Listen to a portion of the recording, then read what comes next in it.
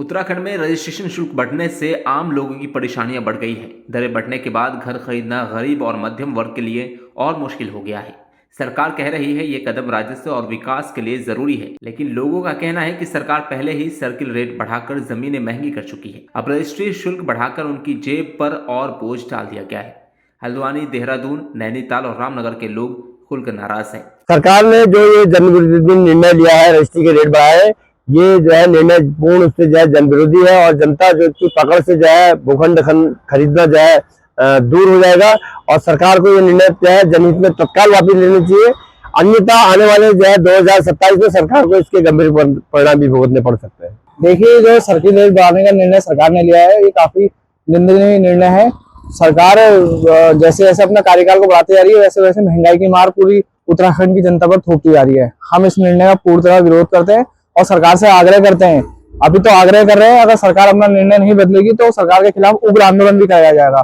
सरकार से बोलना चाहते हैं कि ये जो सर्किल रेट आपने बढ़ाए गए हैं, इसको तत्काल प्रभाव से कम करा जाए। आम लोग, गरीब जनता को ये कैसे अपना जो बड़ी मुश्किल से जो आदमी घर खरीदता है, अपने घर बनाने के लिए, सपनों का आशियाना बनाने के लिए जमीन खरीदता है, उसके बाद उसको ये महंगाई की मार झेलनी पड़ती है, तो वो कैसे आगे जाके अपना घर बनाएगा। तो हम सरकार से आग्रह करते हैं कि जल्द से जल्द इन सर्किल रेटों को कम किया जाए और आम जनता की, उत्तराखंड की जनता को राहत दी जाए।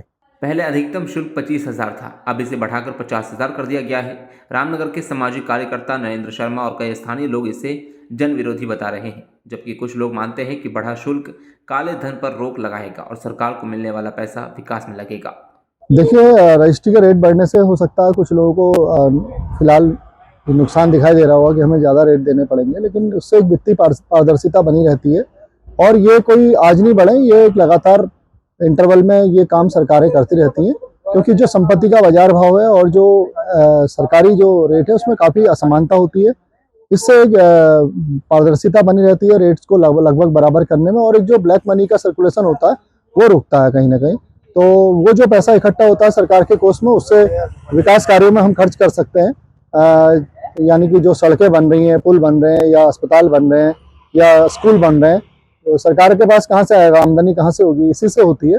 तो लिहाजा जो है ये भी एक ऐसी ड्राइव है जो समय समय पे चलती रहती है। तो इसमें कुछ मतलब क्षणों के लिए हमें लग सकता है कि रेट बढ़ गए, महंगा हो गया, लेकिन हम देखें तो एक्चुअल में जो संपत्तियों का रेट है और जो उसका सरकारी मूल्य है उसमें बहुत भारी असमानता है। मेरा नाम इंद्र कुमार है।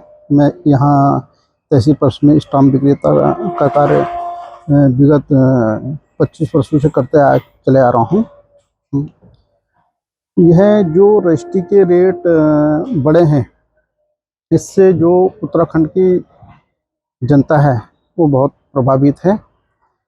इतने रेट जो है हम देखते हैं, जो कैलकुलेशन करते हैं, इतनी खरीद नहीं होती जितनी उसकी मूल्यांकन आता है।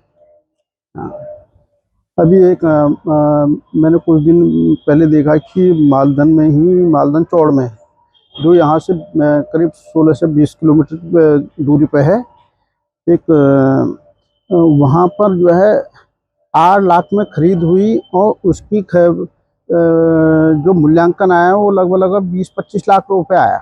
उतनी खरीद नहीं जितना स्टाम्प ड्यूटी भरनी पड़ रही है। यहाँ हम समझते हैं कि जो होटल व्यवसायी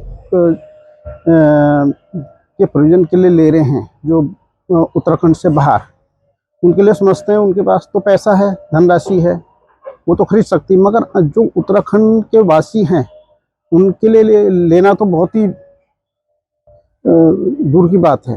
इतना पैसा या व्यवसायी के यहाँ है नहीं, इतनी आमदनी है नहीं, जिससे इनको ज़मीन लेना तो यहाँ की जनता जो है सोच ही नहीं सकती है जिस तरह से रेट है। अभी देखा हमने, इसमें रजिस्ट्रेशन शुल्क भी बढ़ा दिया गया है। पहले 25,000 था अधिकतम, अब 50,000 कर दिया गया है, जिससे जो है यहाँ की जनता में रोष व्यापत है। हम चाहते हैं सरकार से कि इसमें थोड़ी कमी करें, जिससे कि उत्तराखंड वासियों को जो है राहत मिल सके। तथा मैं इस संदर्भ में एक बात ये कहना चाहता हूँ कि बाहर का व्यक्ति, जो उत्तराखंड से बाहर का व्यक्ति है, जो उद्योगपति है, वो उद्योग प्रयोजन के लिए ले रहा है, वह तो अपनी पूंजी लगा सकता है, मगर जो उत्तराखंड के वासी हैं उनके लिए सर्किल दर में छूट मिलनी चाहिए थी। कुल मिलाकर ये फैसला राज्य भर में बड़ा विवाद बन गया है। जनता दबाव में है और सरकार इसे सुधार का कदम बता रही है। Bureau report, dynamite news, Uttarakhand.